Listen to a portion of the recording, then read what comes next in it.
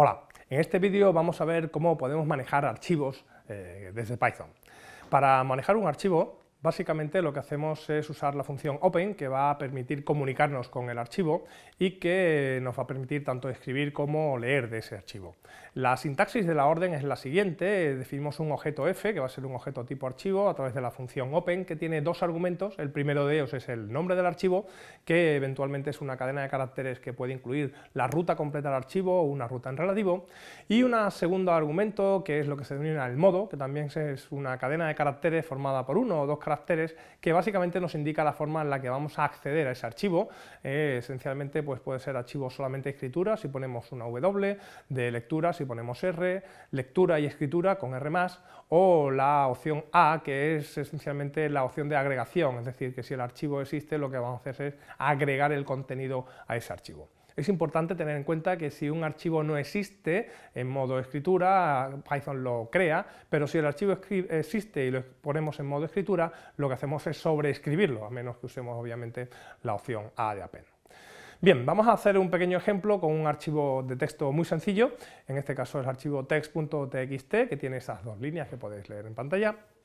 Y vamos a crear ese archivo a través de un pequeño artificio que tiene el entorno Jupyter Notebook, que es muy simple. Básicamente, si en una determinada celda usamos lo que se denomina una magic cell, que es un comando del entorno Jupyter, en este caso con ese doble porcentaje write file, y un nombre, automáticamente todo el contenido de esa celda va a ser grabado como un archivo. O sea que es una forma muy sencilla de crear cualquier tipo de archivo de texto o incluso volcar código Python de una celda a un archivo.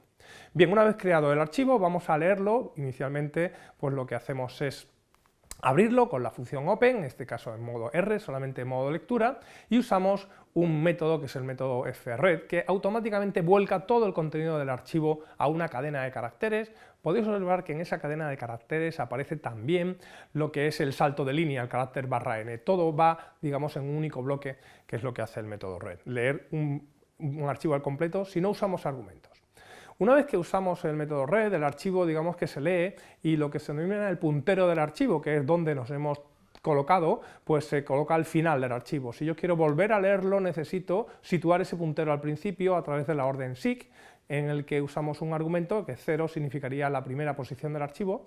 Esa orden nos devuelve el propio número, y ahora podemos leer, por ejemplo, un tramo de ese archivo a través de un argumento opcional del método read, que en este caso sería 20, sería el número de bytes que vamos a leer de ese archivo. En este caso esos 20 corresponden esencialmente a los 20 primeros caracteres. Observar la diferencia entre usar el método read o imprimir el contenido del método read, que en este caso imprime la cadena, lógicamente.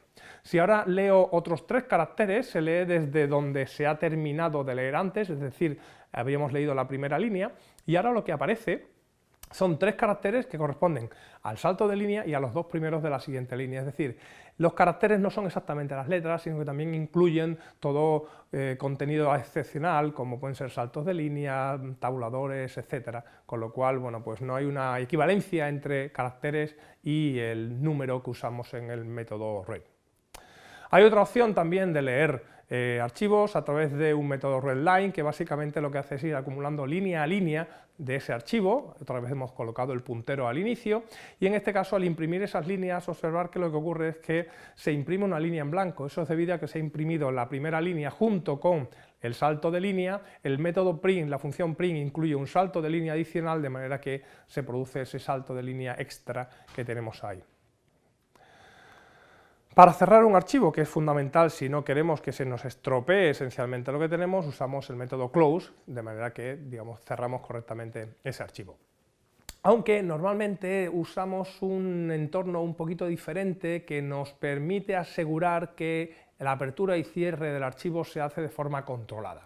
Entonces, habitualmente es muy común encontrar en Python que usamos una estructura tipo with, en el que de esa forma, with open, abrimos el archivo del mismo modo y se lo asignamos a un objeto f, hacemos una estructura sangrada, de manera que una vez que abandonamos esa estructura sangrada, una vez que hemos hecho todo el proceso que queríamos hacer con el archivo, cuando salimos de esa estructura, el archivo ha quedado completamente y perfectamente cerrado, independientemente de que se produzcan o no errores en la lectura o cualquier otro tipo de error. Cosa que si no hacemos así, pues es muy posible que si no nos lo hacemos con cuidado, pues el archivo se quede sin haber hecho el close correspondiente, de manera que es muy recomendable usar este entorno with.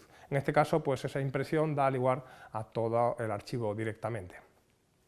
Para escribir en un archivo, básicamente usamos el método write, con la diferencia de que no es exactamente un print, ya que el print salta de línea, el método write le tenemos que forzar ese salto de línea. Entonces en este caso hemos definido un archivo de nombre hola.txt en formato de escritura, lo hemos hecho con el entorno with para que quede cerrado automáticamente cuando salimos de la estructura, y hacemos un bucle sobre las letras de la palabra Python y cada una de ellas es impresa junto con un salto de línea, lo que va a dar lugar esencialmente a que las letras de la palabra Python aparecen una a una en una línea diferente.